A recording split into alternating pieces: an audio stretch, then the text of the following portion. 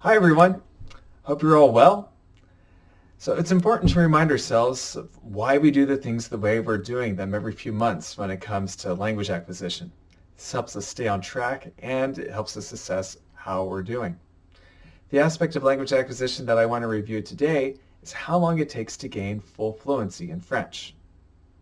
For a native English speaker, like me, the U.S. State Department says that it takes around 650 hours to become fluent in French.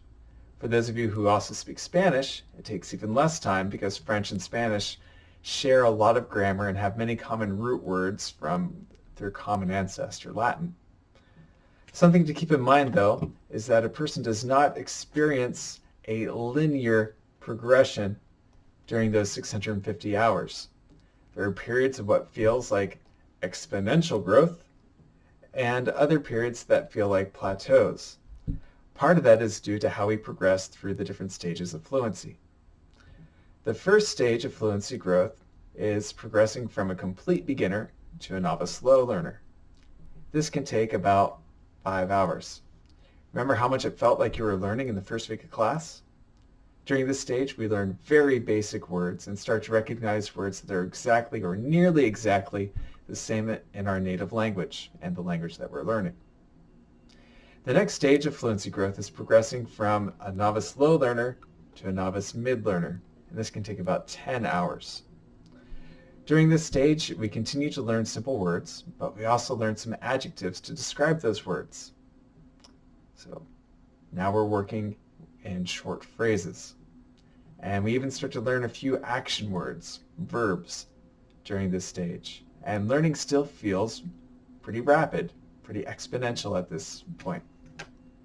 The third stage is progressing from a novice mid to a novice high, and it can take about 20 more hours.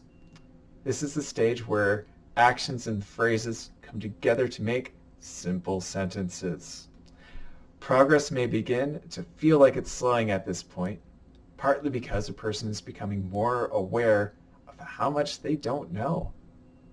There's always a gap between what a person wants to say and what they can say. And this is really, really frustrating when there's such a huge distance between those two.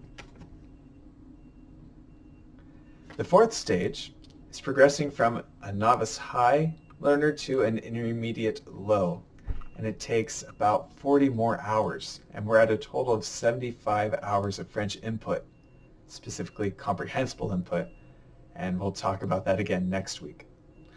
At this point, an acquirer will have enough command of the language to string together several connected sentences about a single topic. The learner is also getting more and more aware of their shortcomings and will feel like they are progressing less and less. It's probably the hardest stage to get through. The fifth stage is progressing from intermediate low to intermediate mid, and it takes about 80 hours for a total of 155 hours of learning. But this is actually where acquisition becomes fun again. The student now understands the majority of the words that they encounter when reading and can use context clues to acquire new vocabulary in some instances. Basic grammar for communication should be readily accessible, and a person can begin communicating with a native speaker on a very simple level. The sixth stage is the progression from intermediate mid to intermediate high. And it takes about 160 hours, and now we're at a total of 315 hours. During this period, an individual's vocabulary just explodes. It becomes easier to understand the complex grammar that a native speaker is using, though it's still difficult to use it oneself. With enough time, it's possible to understand most common communication, written and spoken. And a person unfamiliar with the language might even mistake you for a native speaker, though you and true native speakers will know better. Seventh and final stage to fluency, though there are stages beyond this, is intermediate high to advanced low.